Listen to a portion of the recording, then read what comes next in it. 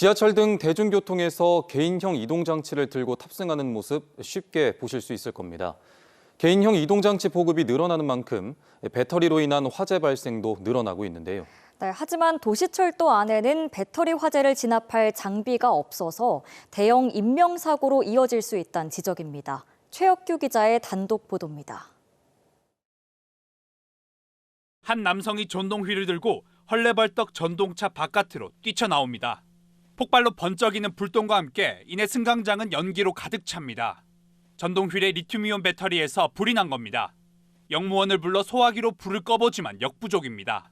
소방관이 출동해 물을 뿌려 겨우 불을 진압했습니다. 소유주의 빠른 대처로 다행히 추가 피해는 없었지만 달리는 전동차 안이었다면 더 큰 화재로 이어질 뻔한 아찔한 상황. 문제는 개인형 이동장치의 리튬형 이온 배터리입니다. 리튬 배터리 같은 경우는 분말 소화기로 가루가 침투하지 못해서 소화가 어렵고 배터리 같은 경우는 물에 담궈서 끄는 냉각 소화가 현재로서는 최선의 방법입니다. 도시철도 승강장에 갖춰진 소화기입니다. 분말 소화기라 리튬이온 배터리에서 불이 나더라도 불을 끌 수 없습니다. 전동차 안에도 분말형 소화기뿐입니다.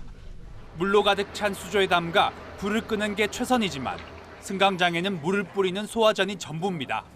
현행법상 개인형 이동장치를 도시철도에 반입하더라도 제재할 방법이 없어 교통공사는 대책 마련에 고심입니다. 국토부를 상대로 이러한 화재 위험이 있는 전동휠 같은 것들을 승차를 제한할 수 있도록 건의를 하고 있습니다. 도시철도 등 다중이용시설뿐만 아니라 대부분 건물 모두 개인형 이동장치에 대한 규제는 사실상 없습니다. 최근 5년간 부산에서 발생한 이동장치 배터리 화재만 18건. 보급 확대에 따른 대책 마련도 시급해 보입니다. KNN 최혁규입니다. 귀농을 위해 사둔 경남 김해의 농촌마을 부지에서 폐기물 수천 톤이 드러났습니다. 한 임대인이 농사를 짓겠다며 땅을 빌린 뒤 건설 폐기물을 묻은 건데요. 복구 또한 막막한 상황입니다. 최한솔 기자가 취재했습니다. 경남 김해의 한 농촌 마을입니다. 900여 평의 땅이 곳곳에 파헤쳐져 있습니다. 그 자리에는 회색빛 진흙이 쌓였고 폐 비닐과 철제 구조물이 널브러져 있습니다. 지난 2021년 부산에 사는 광모 씨가 귀농을 위해 땅을 산 뒤 인근 농민에게 임대를 해준 부지입니다. 무언가 수상하다는 말을 듣고 최근 밭을 파보자 건설 폐기물이 드러난 것입니다. 앞이 캄캄하고 어떻게 해야 될지 모르겠고 이 좋은 땅으로 소문이 났었거든요. 어디서 어떻게 시작해야 될지도 모르겠고. 임대인 A씨는 시청 폐기물과에 25톤 트럭 100여 대 분량의 건설 폐기물을 묻었다고 토로했습니다. A씨는 바로 옆에서 파프리카를 재배했지만 부지를 임대한 뒤 폐기물을 묻었습니다. A씨는 이곳 땅 주인이 외지인이라는 것을 알아챈 뒤 거짓말로 주인을 협박해 이 땅을 무상임대받았습니다. 이게 파프리카에 벌레가 이제 많이 이동해갖고 그 피해를 많이 봤다고 이렇게 연락이 왔어요. 소송도 하고 고발도 한다고 원하는 게 이 땅을 5년 동안 무상으로 쓰게 해달라고. 답답한 건 땅 주인뿐입니다. 시청의 복구 명령과 경찰 고발에도 아무런 이행이 없는 겁니다. 고발하고 나서도 원상복구가 안 되면 또 저희 행정적으로 조치를 또 해서 또 고발하고 계속 그렇게 합니다. 땅 주인은 경찰 수사 뒤 민사소송과 피의자 재산에 대한 가압류 신청을 진행할 계획입니다. 하지만 복구 비용에만 수억 원이 들어갈 상황 속에 귀농 뒤 과수원을 일구려던 계획은 이미 어렵게 됐습니다. KNN 최한솔입니다. 부산은 급성 심정지 환자 비율이 전국 대도시 가운데 가장 높습니다. 심정지 환자 발생 위치와 응급처치를 할 수 있는 자동 제세동기 위치를 빅데이터로 분석해 봤더니 정작 필요한 곳에 제세동기가 없는 경우가 많았습니다. 황보람 기자의 보도입니다. 급성 심정지 환자는 골든타임이 중요합니다.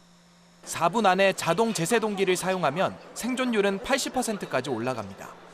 부산은 이 심정지 환자 발생 비율이 전국 7개 특광역시 가운데 가장 높습니다. 하지만 골든타임을 지켜줄 자동 제세동기 설치는 전국 평균에도 못 미치고 있습니다. 설치 자체도 부족하지만 더 큰 문제가 있습니다. 부산의 심정지 환자 발생 위치를 빅데이터로 분석해봤습니다. 중구 일대 붉게 표시된 지역이 심정지 환자가 발생한 곳입니다.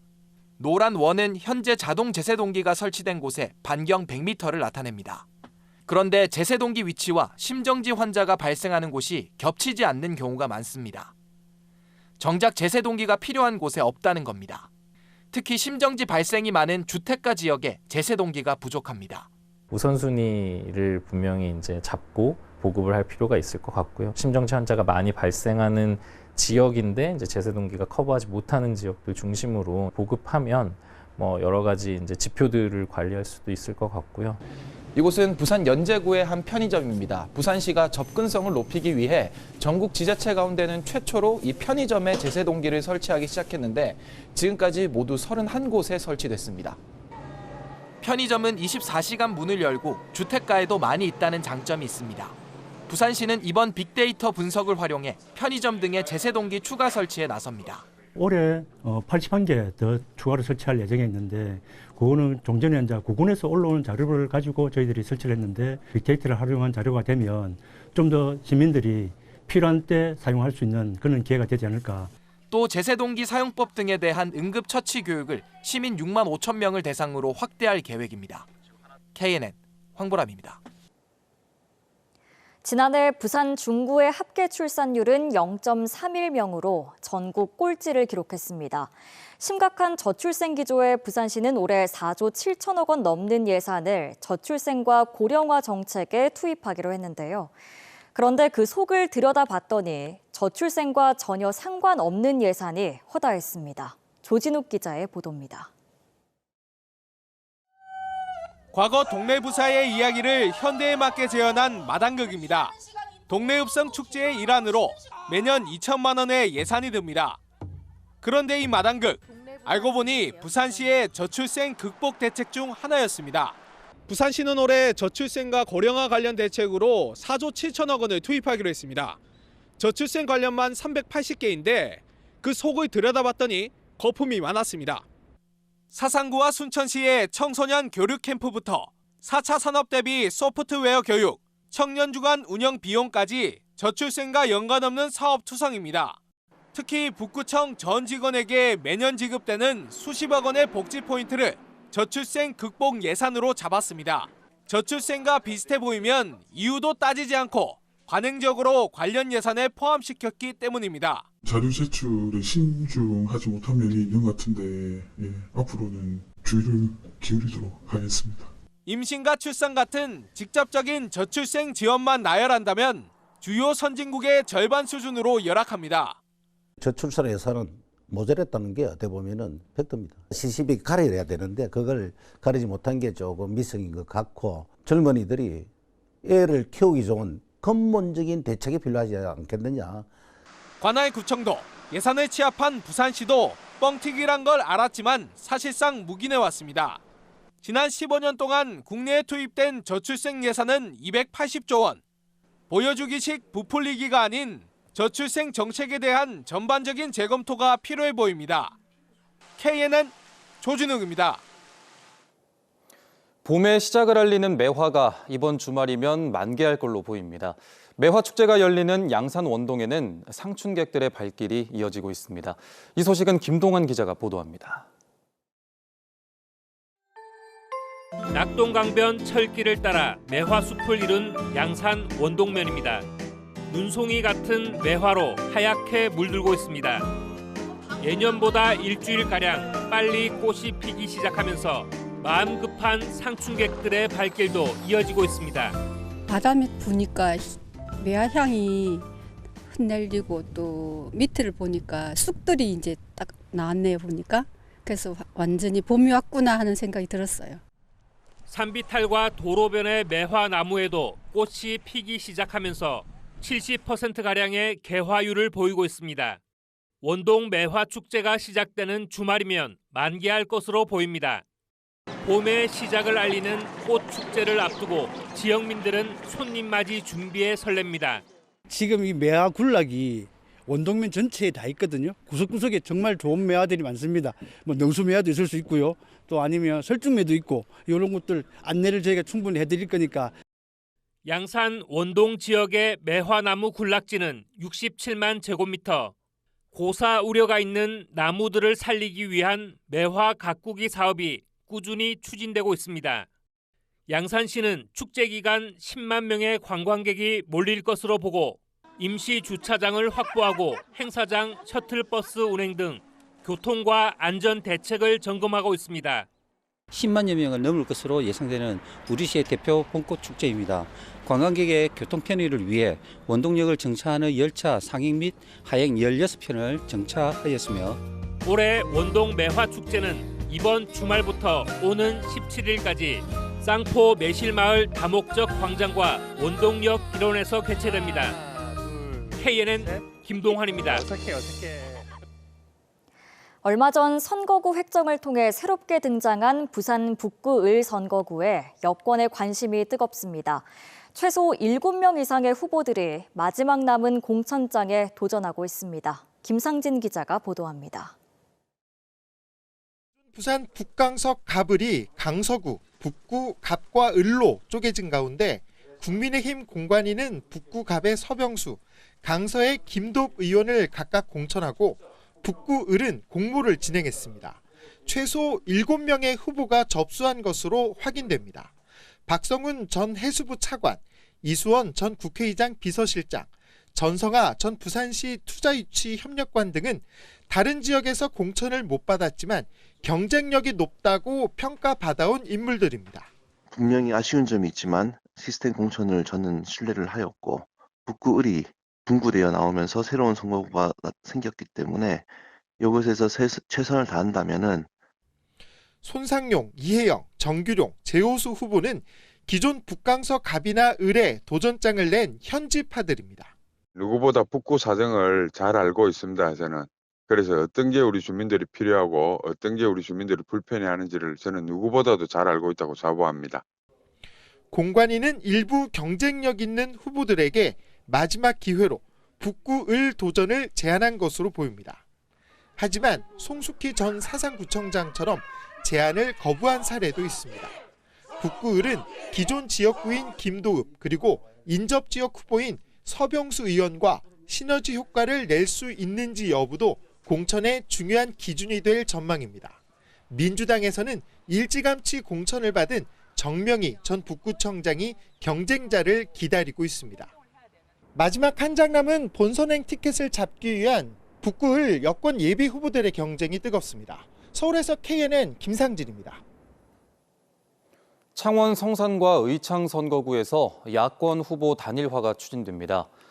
창원 성산 더불어민주당 허성무 예비후보와 진보당 이영곤 예비후보는 오늘 총선 승리 경남 연석회의가 주최한 기자회견에서 야권 단일화에 참여할 뜻을 밝혔습니다.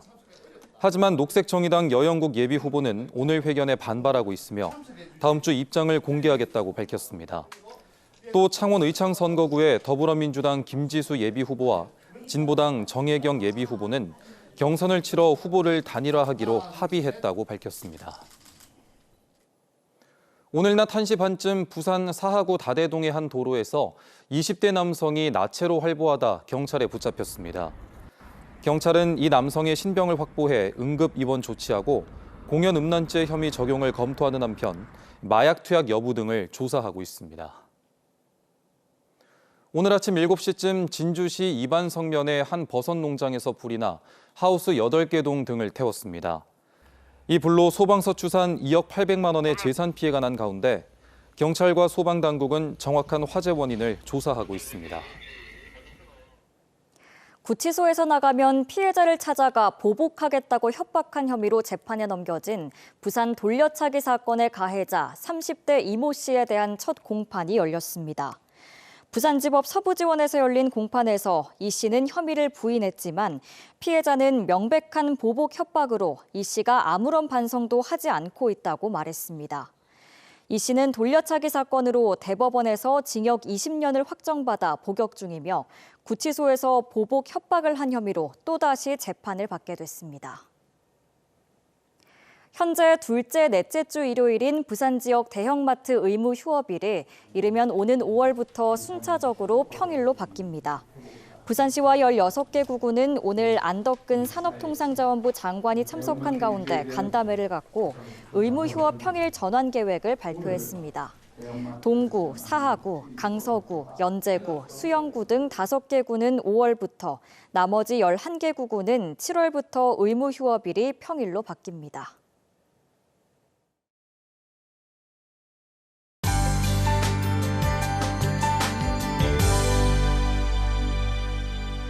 내일은 오랜만에 맑은 하늘이 드러나겠습니다. 다만 아침 기온이 떨어지면서 꽃샘추위가 찾아오겠는데요. 내륙은 영하권으로 꽤 춥겠습니다. 출근길 옷차림 따뜻하게 신경 써주시기 바랍니다. 내일은 전국이 대체로 맑겠지만 제주 산지에는 적은 양의 눈이나 비가 내리겠습니다. 내일 아침 기온은 오늘보다 3도에서 7도 정도 낮겠습니다. 내륙은 영하 3도선 안팎으로 출발하겠는데요. 한낮 기온은 오늘과 비슷하겠습니다. 낮 최고 창원과 거제 11도가 예상돼서 평년 기온을 살짝 밑돌겠습니다. 부산도 아침 최저 1도로 출발해서 쌀쌀하겠고요. 한낮 기온은 12도로 오늘과 비슷하겠습니다. 풍랑주의보가 발효되면서 바다의 물결은 먼 바다를 중심으로 매우 높게 일겠습니다. 당분간 뚜렷한 비 예보는 없겠고요. 이번 추위는 주말에 절정에 달하겠습니다. 날씨였습니다.